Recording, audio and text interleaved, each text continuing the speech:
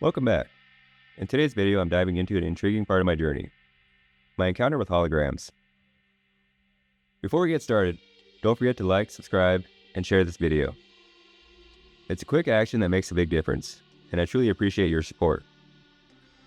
At this stage of my experience, I'd uncovered enough about the covert group behind it all that they decided to reveal more of their methods.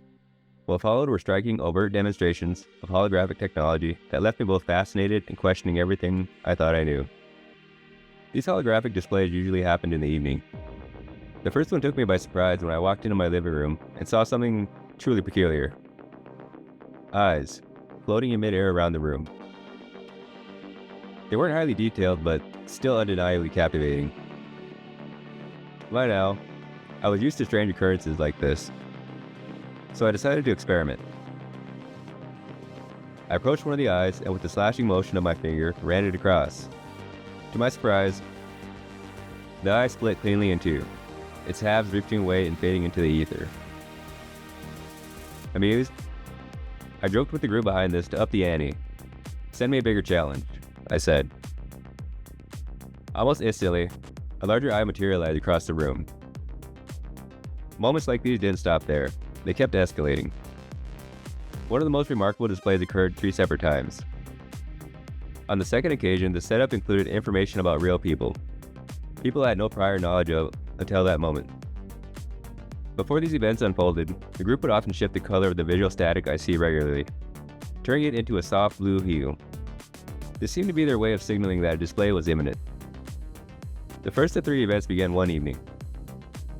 I felt an unusual urge to dim the lights in my living room. As the room darkened, they appeared.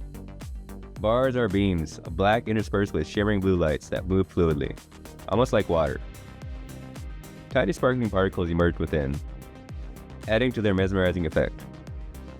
Along the edges of the beams, a white energy flow danced, creating a surreal, otherworldly display. Curiosity got the better of me. I decided to explore the scene. Walking around the room, I examined the beams closely, their strange, dynamic beauty captivating me. Then I decided to experiment. Moving near one of the beams, I used my finger to trace the outline of a door on the surface. To my amazement, the outline held its shape, glowing with the same sparkles and energy as the beam itself. When I pulled on the outline, the door opened and closed in response to my movements. Emboldened, I took it a step further and traced the outline of a person, this time outside the beam. Though the effect was fainter, it was still visible, a faint, glowing silhouette. The entire display was nothing short of remarkable, leaving me in awe of both its intricacy and the engineering behind it. During this time, I continued to explore the mechanism behind my experience, both the visualizer and the field that seemed to facilitate these events. My curiosity and experimentation appeared to pique the interest of the group connected to these phenomena, leading them to reveal even more. The next display occurred not long after the previous event, following a similar sequence. Once again, the visual static I regularly see shifted to a blue hue, signaling that something was about to happen. I felt compelled to lower the lights just as before. The beams reappeared similar in structure, but with one striking difference. The blue hue was more vivid, and this time, they carried images. These weren't abstract visuals, but rather JPEG-like photos displayed on the beams. The images featured women, all nude, with at least 4 distinct individuals appearing. Most of the women posed alone, facing in my direction, while one was engaged in an interaction and wasn't alone.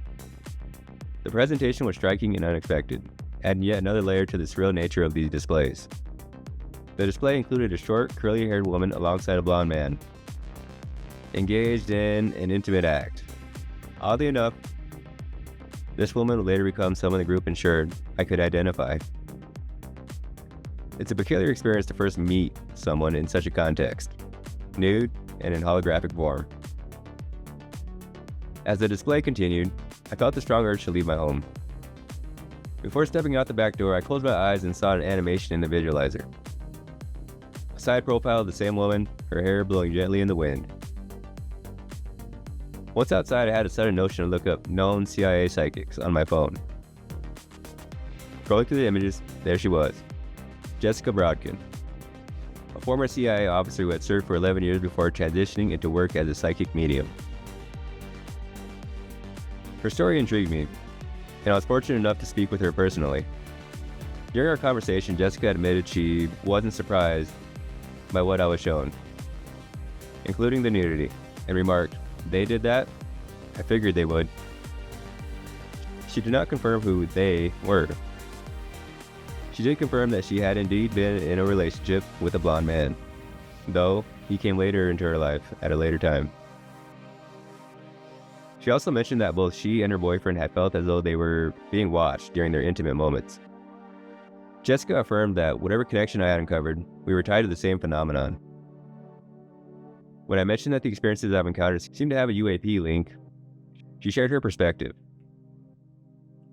According to her, the forces behind these phenomena could be both human and/or extraterrestrial in nature. At this point, it's fascinating to realize that the group isn't just connecting with me. They're also linked to other individuals. I've seen this demonstrated before, including an experience I shared with a relative, though there are other examples I haven't discussed yet. But the fact that this group introduced me to someone connected to the CIA is truly astounding. This connection to someone from the intelligence community adds another layer of intrigue. Remember, this group has the ability to perceive what others see, and their penchant for deception is unparalleled. The third event involving beings followed the same setup as before, with a familiar sequence of steps leading up to the display. Late in the evening, the beams appeared again in the same mesmerizing fashion. This time I decided to experiment further.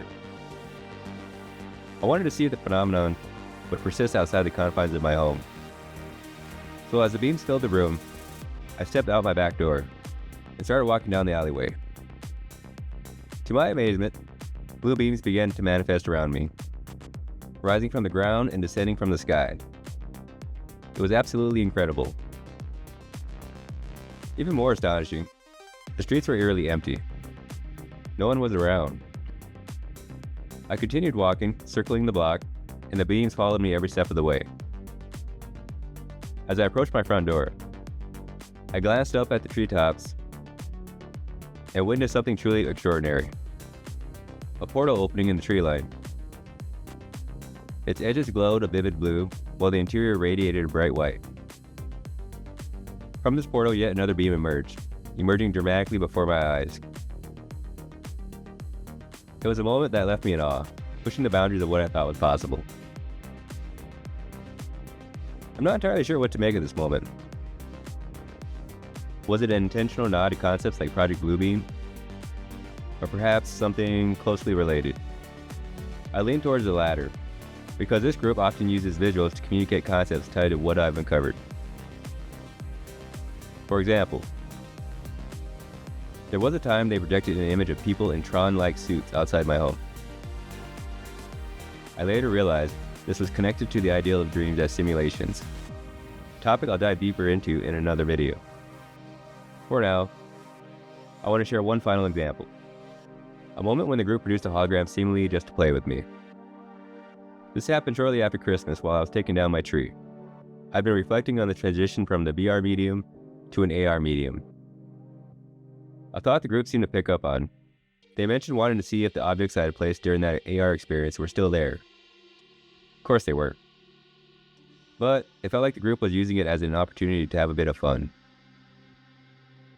In my living room near the spot where I had originally placed these objects, they projected a large, clear, disc-shaped hologram with an eye in its center. The disc moved slowly and clumsily, almost as if it were inspecting the spots where the objects had been. After a while, it drifted through the wall and disappeared, never to return. The entire moment was surreal, yet oddly playful. A fascinating reminder of the dynamic nature of my experiences with this group. In the next video, I'll dive deeper into my journey, exploring how the experiences shifted from intrigue to outright torment as the group revealed their darker, more disturbing side. Thank you for watching. Don't forget to like, share, and subscribe. It really helps the channel grow. And as always, keep dreaming.